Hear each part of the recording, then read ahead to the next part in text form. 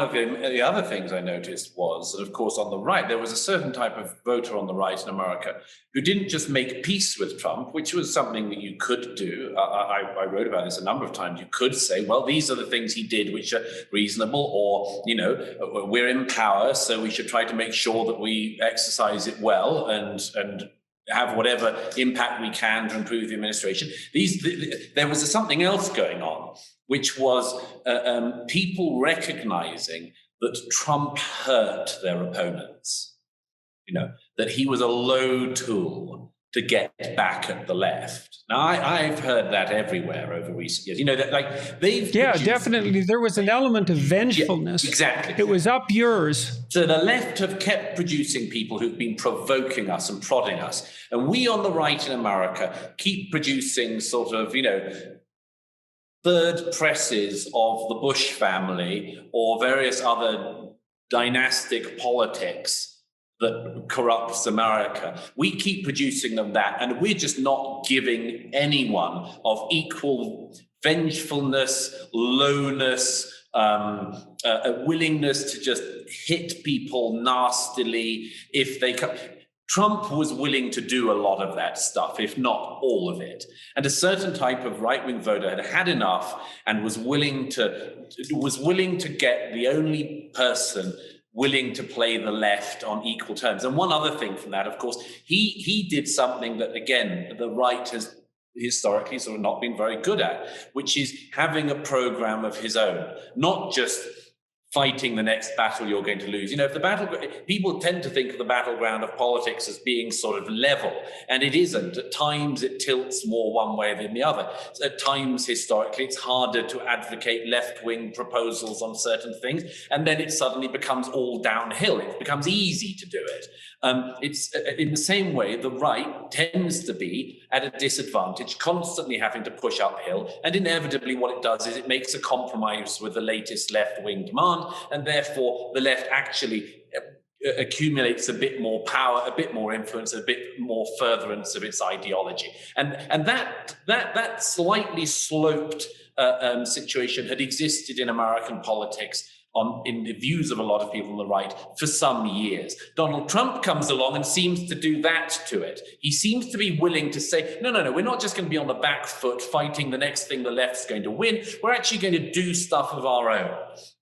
And that is a dynamic that had been missing in American politics. And I think to that extent, a certain type of right-wing voter was willing not just to make peace with Trump, but actually willing to give him the benefit of the doubt, and indeed to allow him to use the tools of government. When I channeled my inner redneck, which wasn't that difficult, given that I'm from Alberta, which is a rather conservative and sort of self-consciously proud redneck Texas of Canada, I suppose. And I'm not saying that in an entirely disparaging way. There are certain advantages to that. Anyways, when I was channeling my inner redneck, I could certainly come into contact with feelings of exactly that type. It was because I could imagine myself in the balloting chamber reaching out to put the check mark next to Hillary's name and saying, "Oh, to hell with it," which is a hell of a thing to say in the ballot room, and putting a check by Trump's name. And you can do that quite easily too when you think, well, it's just your vote. It's one among, millions of votes. And what difference does a little impulsiveness and a little vengefulness on my part make? And Trump was definitely a candidate of resentment, although I think you could say exactly the same thing about Hillary. And the fact that we had candidates of resentment that's bad, because resentment is a terrible, terrible motivation. Absolutely, one of the worst, and it has tended to be identified with the left on politics, and I think now it is equally, at least, able to be identified with the right. But here we come to what I regard as being the real challenge, and to answer the deep underlying question of how we try to improve this. In America, the thing that struck me most was this. I wrote about this in Spectator recently. I was very worried by one thing in particular, which is what happens when you don't just have different interpretations of events, but the thing that you've just seen, you disagree on the nature of what it was you saw.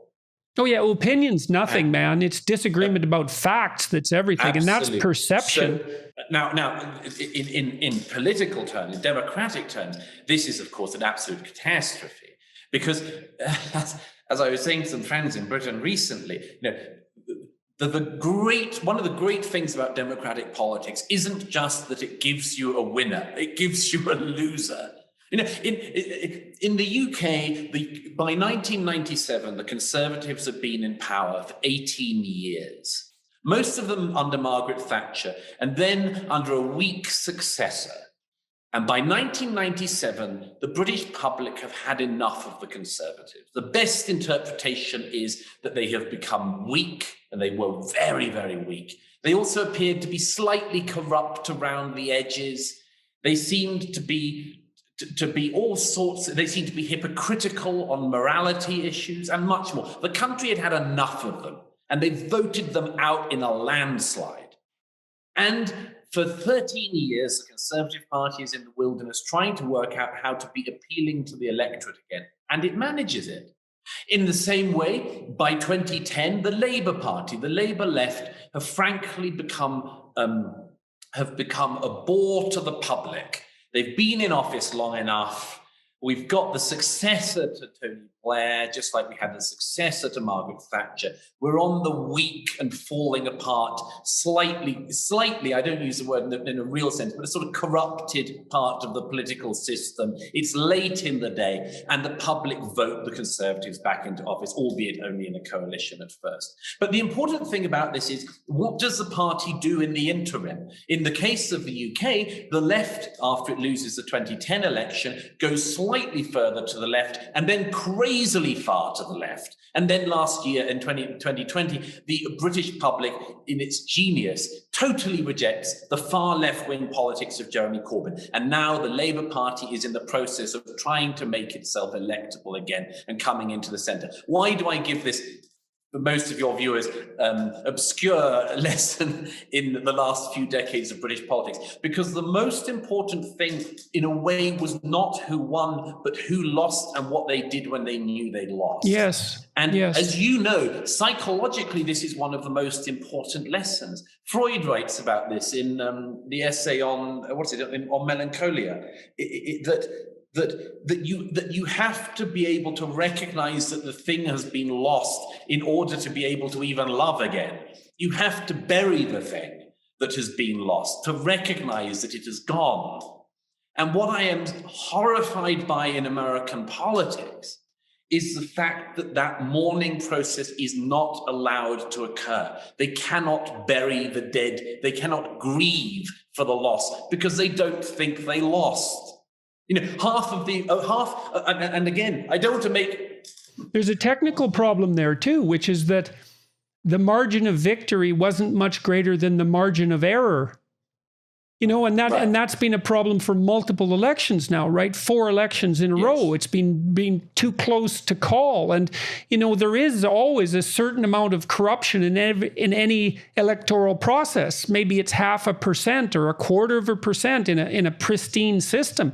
But when your margin of victory is of the same magnitude, then you can make a plausible case that corruption has potentially undermined the validity of the process. It's absolutely, and both sides. I'm not simply making an equivalence here, but both sides have tried this in American politics in recent years. It's not like it was obscure Democrats who pretended that Trump was an illegitimate president who had not been legitimately voted in 2016. It was not obscure figures.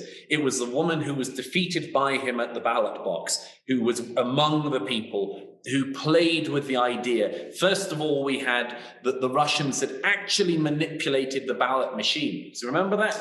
They all walk back from it now, that they pretend they didn't do it, but they were literally pretending and claiming that the Russians had managed to get access to the voting machines in America in 2016. And then they sort of slowly stepped it back, and they had that the Russians had sort of financed stuff, and then it was Russian bots. But for 4 years, the Democrats played with that. Trump then, totally reprehensibly, takes that even further and says that the election results can't be accepted and he won't even leave office is the first reaction, which obviously is playing with the most dangerous elements of the democratic process. And so 9 out of 10 Trump voters now still say they believe he won the election.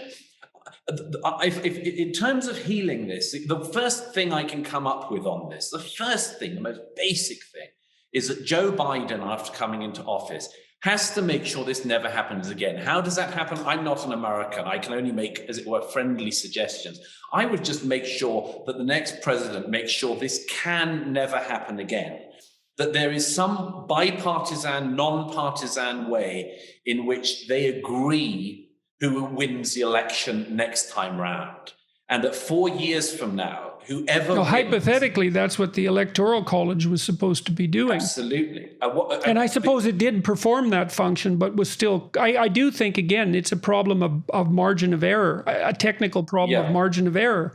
You can't expect anything other than for there to be questions about the validity of an election when it's that close. It's going to happen.